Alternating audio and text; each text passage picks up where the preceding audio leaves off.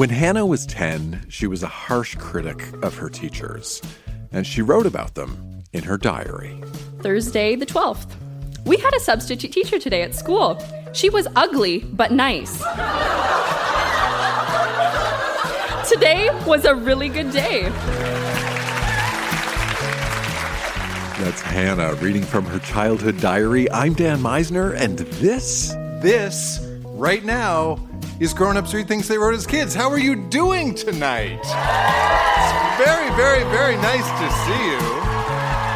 This is a show where we go back in time to remember the good, the bad, and the awkward parts of growing up. This time recorded live at the Artesian in Regina. We have unrequited love, poetry about Prince William, sibling flatulence, and much more. This stuff is weird, it is wonderful, and like a substitute teacher, it can be ugly and nice at the same time. So think about who you were when you were a kid, and stick around.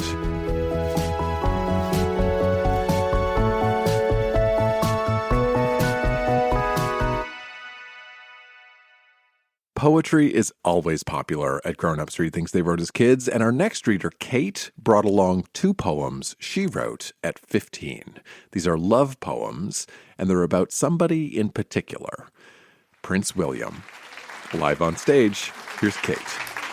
I actually wrote many poems about him. I thought we were soulmates. This is called My Prince. I saw him yesterday, and all the old feelings came to the surface. I thought I gave up on him, but one glance of his face and it all came rushing back. I don't know that much about him. He is left-handed. I know his birthday and that he hates cameras. He is timid. That is all I know. I don't even know if I'm meant to be with him or look from far away. But even looking makes me hunger him.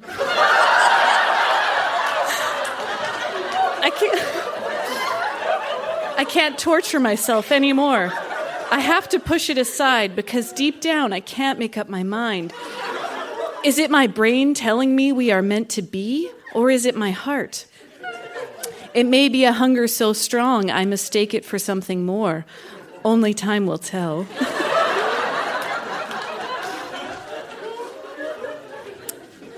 This is called I Want It That Way.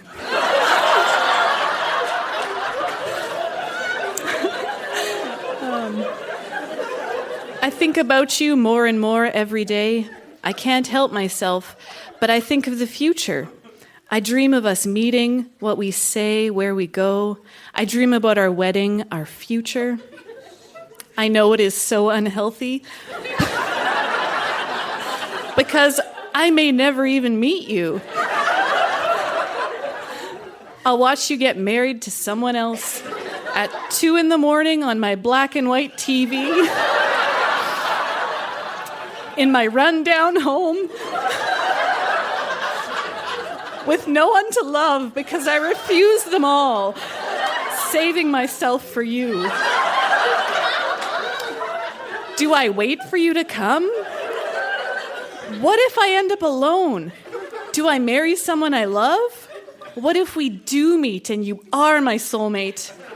I am doing everything in my power to reach you. I am even saving for a trip to where you are. But I don't know what I'm expecting, just to bump into you. But I guess it's not so bad dreaming about you, because if it won't happen in reality, at least it will happen in my dreams. Thank you.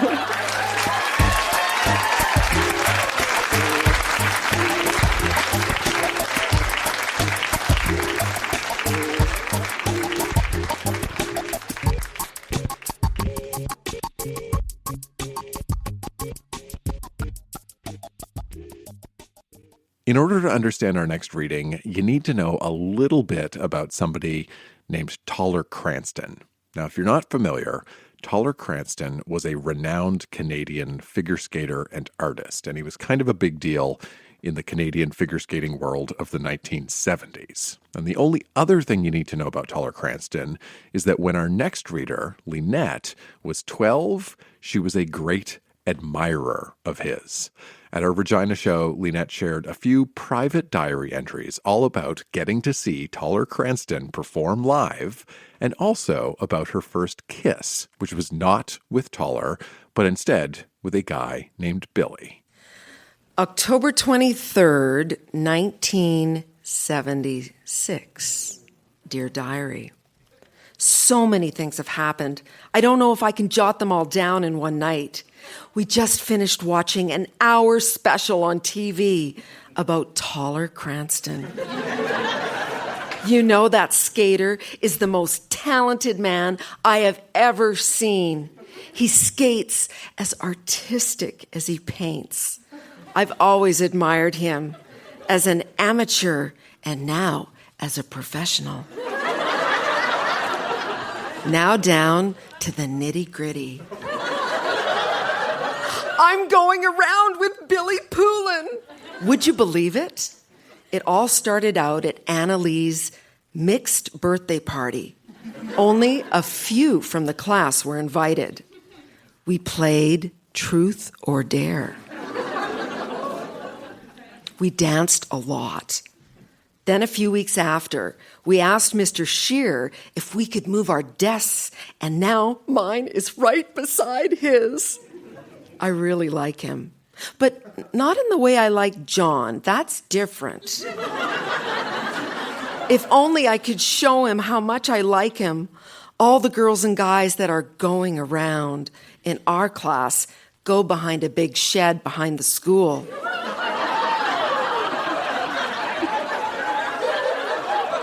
And they neck.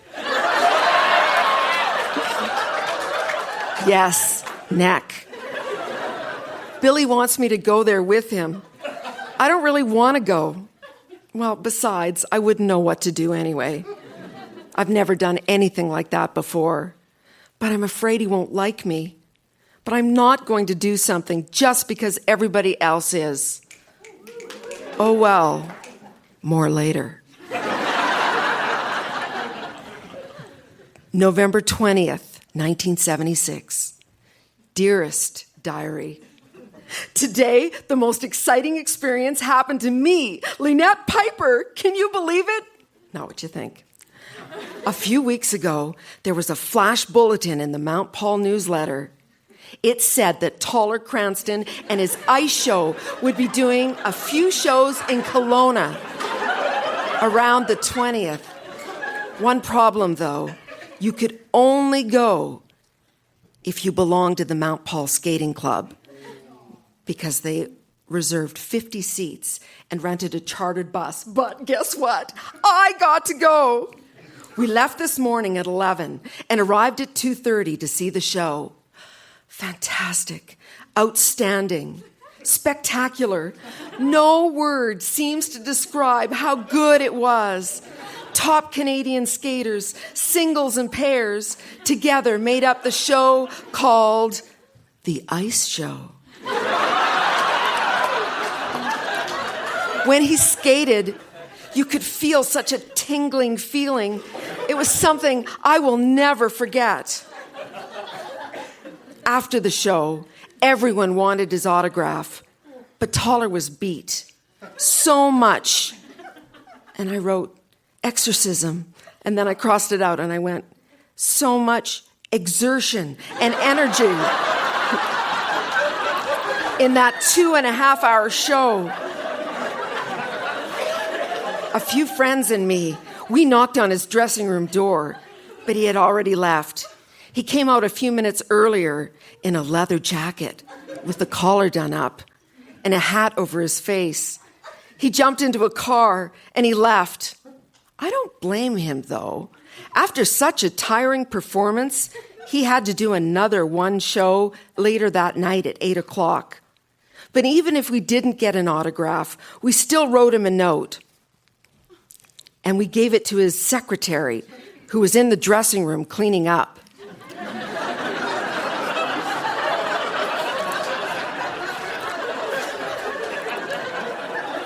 My letter was like this. Dear Taller, please send me your autograph if you can. I love you and your skating. XOXOXO OX, OX, OX. Pretty silly, huh? But I'm going to wait and see if he will write to me. Yours, Lynette. He never wrote, by the way. December 22nd, 1976. Dear Diary, I have done it. Sort of. I've been going to a lot of mixed parties lately, Billy's in particular. It was fun. In fact, it was terrific. We danced and ate enough to feed an elephant, and we played games such as spin the bottle. Would you believe that we had to do it? I was petrified, but I didn't want to say no. Once I look back, it seems pretty silly, but anyway, this is how it went down. I didn't want anyone watching, so we did it behind the couch. Oh, it just seems so stupid. But he first asked me if he wanted it on the cheek or on the lips. I wish I had said nowhere.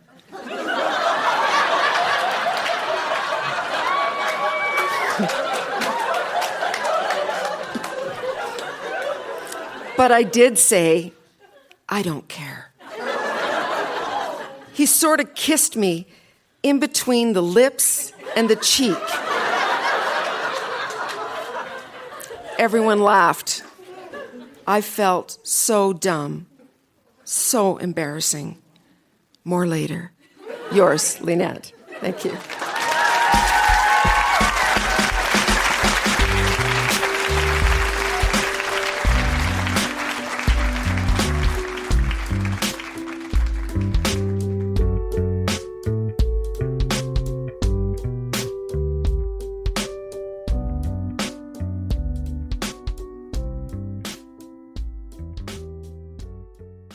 To call our next reader prolific is perhaps an understatement. Hannah has been keeping diaries and journals since she was 5 years old. She tells me she has at least 20 volumes to date.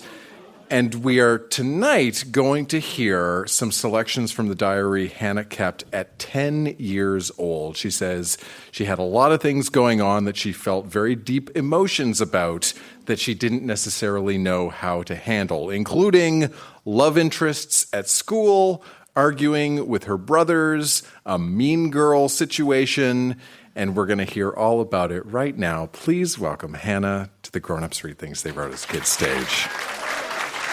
A quick heads up, Hannah uses some cuss words in her diary, which we do not bleep. Okay, so to begin, May 23rd, 2006. Zach is a bitch. Lonnie is a fucker. These are my two younger twin brothers. I hate my brothers so much. When Lonnie and Zach bug me, I get so mad that I feel like hurting Lonnie and Zach a lot. Sometimes my brothers and I really wrestle and hurt each other a lot. My dad says when I grow up, I will love or like my brothers, but I doubt my brothers and I will like each other when we grow up. August the 8th. Diary, before I rate anything, I want to tell you something. I've only told my mom and my dad and my brothers, Lonnie and Zach, about it. I have a huge crush on Arnold Schwarzenegger.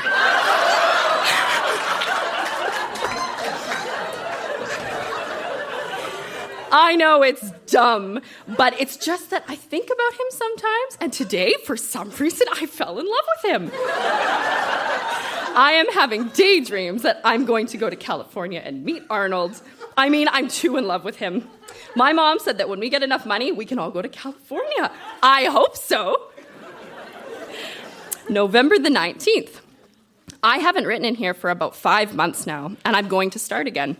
School is going good, and I have fallen in love with a new PE teacher, about 20 years old, named Tyson Krause. Reminder that I'm 10.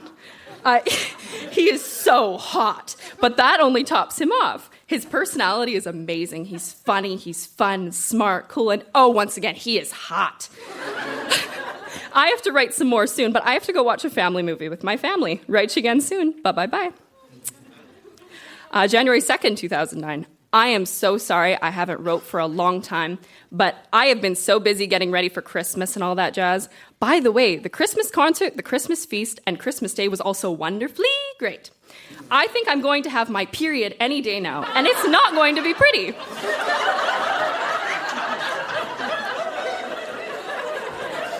And then in all caps across the page, shut up.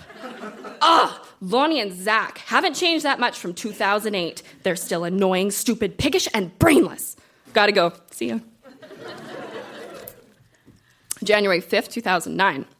I was so glad to see Hannah again today, but how I wish Mr. Krause was still here. I miss his smile and his funny ways. I miss him looking through the staff room window into my eyes.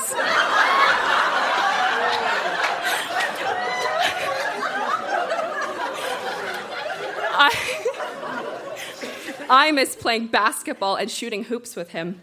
I miss everything to do with him and me. I promised to stay in basketball. That was the last thing he said to me. Keep up in basketball. February 3rd, 2009.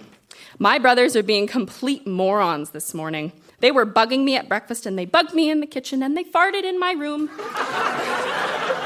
So now it is no longer a room, it is a toxic waste area. I hope today goes well and Rachel will actually talk to me. I can't believe Emery has infected her again. And to leave you guys a poem that I wrote. I have no clue where this came from, and yeah, it is no title, just poem. Our boat of love is sailing the rough sea. There is no bathroom, and I have to go pee. Thank you very much.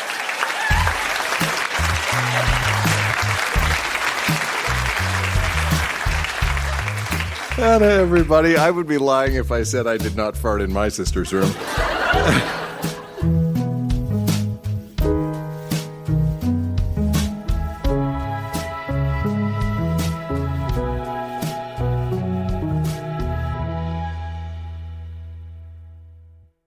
A lot of what we hear on stage at Grown Ups Who Thinks They Wrote as Kids is funny or weird or awkward or embarrassing or all of those things put together.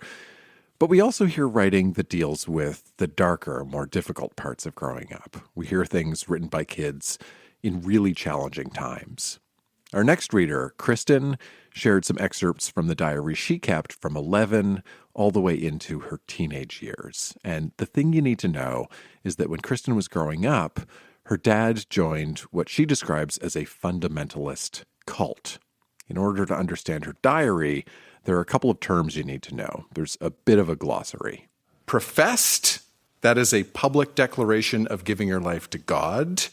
Worldly, that is all of the people and things that are going to hell. And workers are the cult leaders. Reading what I believe is a Grown Ups Read Things They Wrote as Kids. First, please welcome to our stage, Kristen. A quick heads up, Kristen's diary includes suicidal ideation. It also includes some cuss words, which we do not bleep. There's your heads up. Here's Kristen. November 24th, 1985. I was 11 years old when I started this. Today, since it was the last meeting for a while, the workers tested it. Only Tom Smith professed. He's 8 years old. Tomorrow we have a major science test. I hope I pass. Dad had one of his fits today. I wonder if I could name all of the things he's called me. I didn't get yelled at tonight. Ryan did. I've been called a spineless jellyfish, a pig, a bloodsucker, a city sucker, a know-nothing, a weakling, a do-not care, a whiner, a suck, a baby, a mudsucker, a sniffling rat. Can't think of any more at the moment. We had science tests today. I know I passed. I just hope I did really good. December, I found out I got a 54 in science. I suppose I'll get Mum to sign it. January 1987.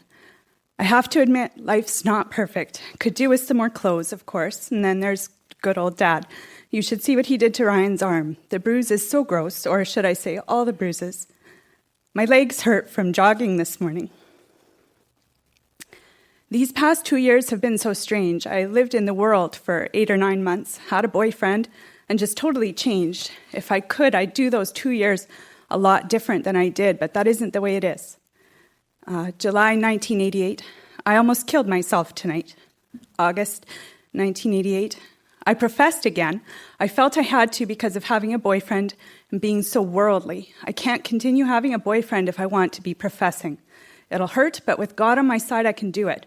This is going to be a good year because things are only what you make them, and with God, I'll make this a good year. August 1988, I made a life and death decision yesterday. I decided on death, September 9th, 1988, exactly 1 month from yesterday. I just can't take it anymore. I would really like some help, but from who? I don't know, and I'm scared. Undated. About the above paragraph, I try not to think about it too much. Everything's okay. Well, not exactly, but it's easy enough to hide. I'm even getting good at hiding from myself. Actually, the days I can take, it's just when I'm alone and I start to think about the shit I am.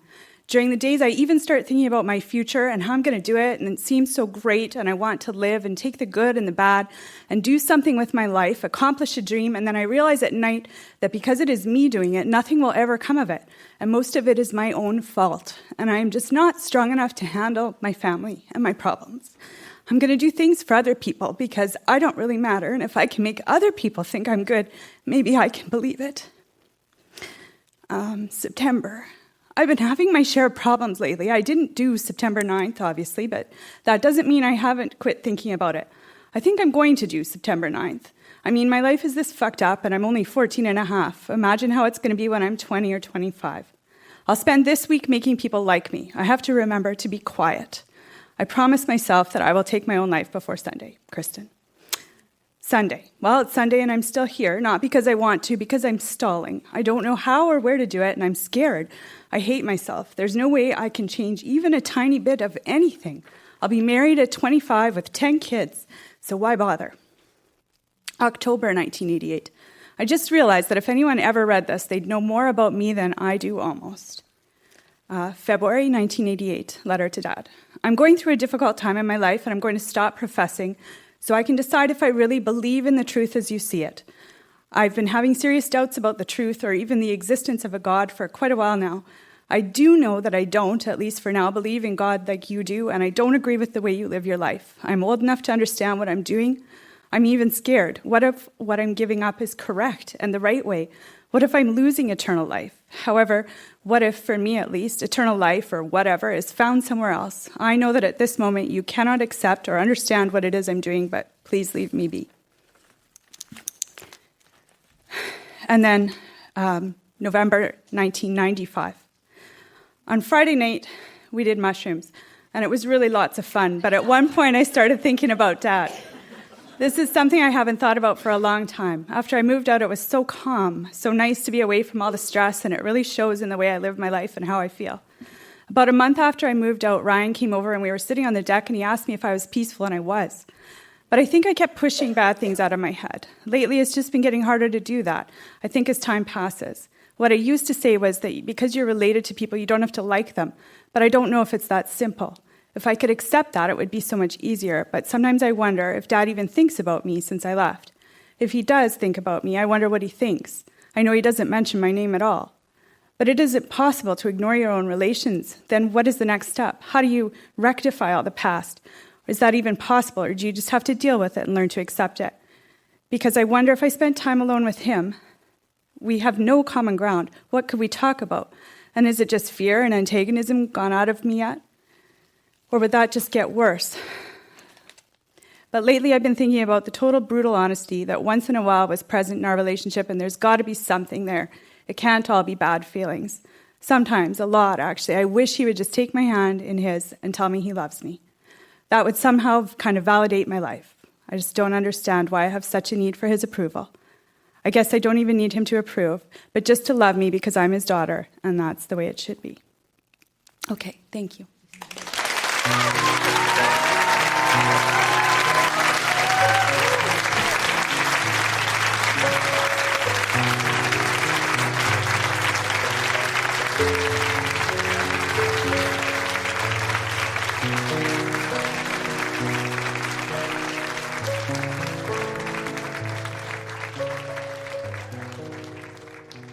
After the show, I asked Kristen what made her get up on stage to share those diary entries. I didn't particularly want to share them on stage, but I'm in a writing program right now where I'm being encouraged to work on my speaking skills. And I thought, well, I'm just going to sign up, spur of the moment. Didn't think it through at all. And then dug through the box and found them. And then it really just feels as though putting those words out in public to people freed any power over the events that I've kind of allowed to remain suffocating me a little bit, I guess. And if I could go back and talk to that kid who wrote them, I would just sort of comfort her and say, look, it all turned out okay.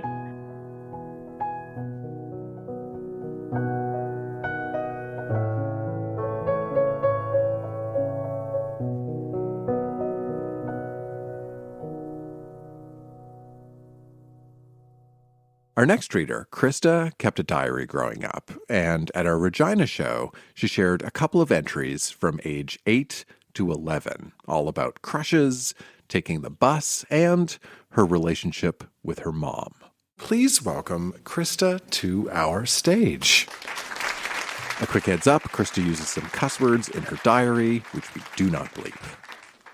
Dear the person that is reading this, are you sure you're supposed to be reading somebody else's diary?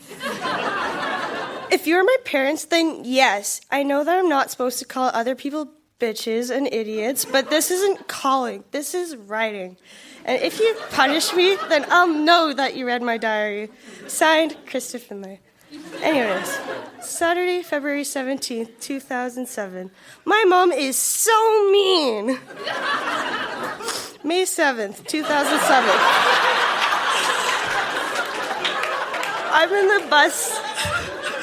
I'm in the bus writing this. I'm so bored, spelt like bored like a chalkboard. And it's so bumpy in here. When I have nothing to do, I look outside, or I read a book, or I write you, or I listen to the radio, or I talk to Anna, or I listen to the older kids, or the little kids. But I hope none of them sit with me, because I'm even more bored with them. July 4th, 2007. I hate Mom. She doesn't care about me. She doesn't feed me what I want. She puts soap in my mouth. She doesn't go where I want to go. She doesn't let me go to sleep when I want. And she never buys me what I want. So that's why I hate her. Oh yeah, I forgot to say that. In the last week of school, there's another new girl in my class. All right. So, how to deal with your crush. 1, be yourself. 2, don't try to change yourself, your looks, your interests, or your thoughts. He wants to get to know you. 3, remember that he's just a person. Maybe he's nervous too. 4, if he doesn't like you, he's not right for you. 5, there's someone for everyone. 6, it takes time to find the right person. Okay, so November 17th, 2008. My mom is a bitch. My mom is a bitch. My mom is a bitch. Went all along this page here. Do you like my rhyming? I can make others too. Mom is a bitch. I wish I could throw her in a ditch. Then I'm going to ditch her and never do the dishes again. Ever. This poem inspired me to do it because I hate her, and it has always been that way. And of course, she's a bitch. Well, I'm a fail. Oh, by the way, did I mention she's a bitch? But I still love her to this day. She's an amazing lady, honestly. Thank you.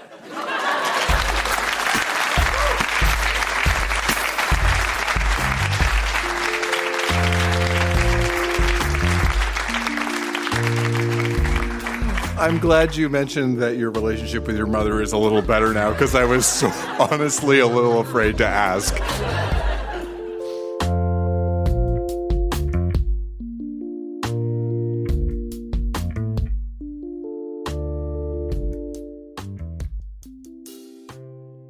Here at Grown Ups Read Things They Wrote as Kids, we often hear about a very particular type of love. That is unrequited love. And our next reader, Kaylee, is going to share 2 private journal entries that fall into the unrequited love category. These are journal entries written in grade 9, all about boys that she, quote unquote, loved, but didn't have anything to do with romantically. Please welcome Kaylee to our stage. A quick heads up, Kaylee uses some cuss words in her reading, which we do not bleep. All right. February something. Thursday, but I don't know what day. Time just stands still when you're grounded. I'm so bored, but I'm beating the system. They don't know my weakness. If they took away my makeup, I'd kill.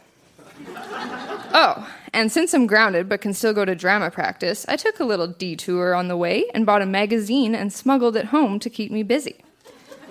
It doesn't have enough to read, but it has a lot of hottie posters, which is all right. I want to talk about something interesting. Oh, at drama, me, Lila, Bree, and Justine were writing little messages, and Justine wrote the sweetest thing.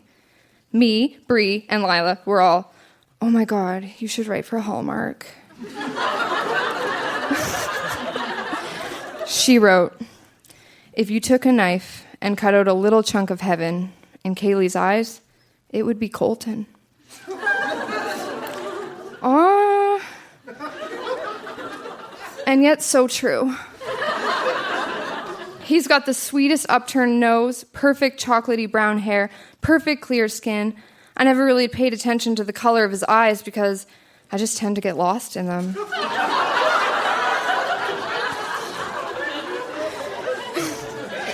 He always looks so sympathetic and like he's deep in thought. It's so cute because he usually isn't.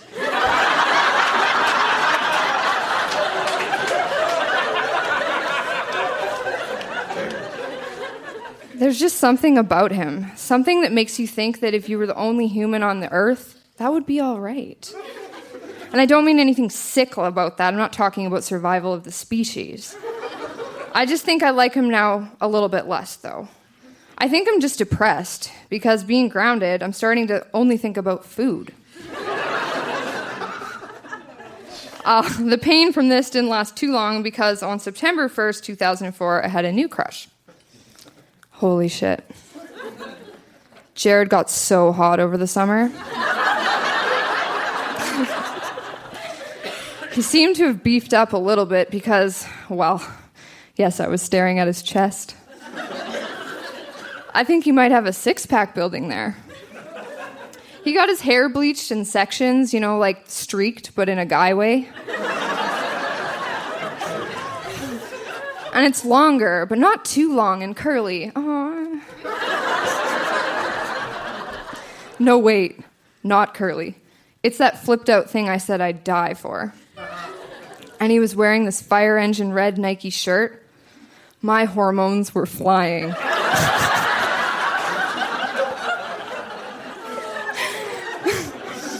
I was like drooling, fainting, and chanting. Holy shit, holy shit, holy shit, for about 10 minutes straight. I feel intimidated.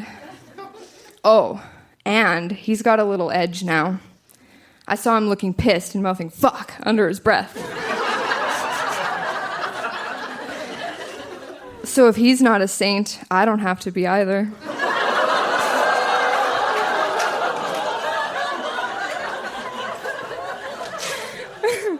I think these changes are way sexy. Before, even though I loved him, he was kind of a nerd. Now, he's hot and sexy, got an edge, and still an amazing person who volunteers.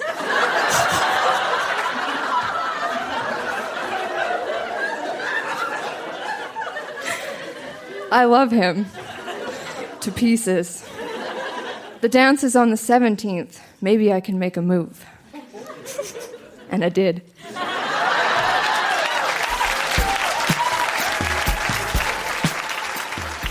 If I, as a teenager, had only known that the ways into girls' hearts was looking pissed and mouthing the word fuck under my breath, my adolescence would have looked a lot different. If you know the show, you know the music, and you know that means this has been Grown-Ups Read Things They Wrote as Kids. Huge round of applause for all of the readers tonight. So good. Thank you for reading. Thank you to Dan for doing sound tonight. Thank you to Dana and everybody here at the Artesian. We love being here. Thank you to my wife, Jenna. Thank you to me, Dan Meisner. Stick around, say hello, get home safe, dig up your own kid writing. We will see you soon, Regina. Good night.